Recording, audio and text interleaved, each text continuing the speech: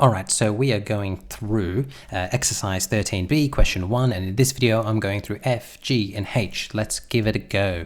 So I have this, and the first thing that I notice is I have this negative indice, so I'm going to rewrite it as 1 over 32, and then it's going to now be 2 over 5 instead of negative 2 over 5. Then I'm going to keep on going, and now I'm going to rewrite it. Let me just come here. I'm going to rewrite it as 1 over, I'm going to have to scroll down, 5 root 32, and then put the whole thing in brackets and put the 2 there. So as you can see, my 5 went there, my 2 went there. Now you need to know what the fifth root of 32 is. Now, we should all know that to be 2, because 2 to the 5 is 32. So that's going to be 2.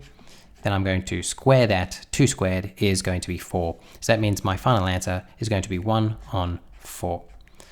Now I'm going to highlight that. Then I'm going to put a box around it, like so. Whoop. That wasn't a good box. All right, that's as good as it's going to get. All right, let's go to the next one. Same deal. I have a negative indice. So that means I'm going to rewrite it as 1 over 1, 2, 5. And now, instead of negative 2 over 3, it's just going to be 2 over 3 down in my denominator. Then, next step, I'm going to write it as a root. So it's going to be 1 over, I'm going to write it as 3, the third root, or cube root of 125, bracket 2. What is the third root of 125? Well, again, you should know that 5 to the 3 is 125. So it's going to be 1 over 5. And then you're going to square that answer. So the answer you're going to get is 1 over 25. Get your highlighter, give that a highlight, put it in a red box. Oh, let's try that again.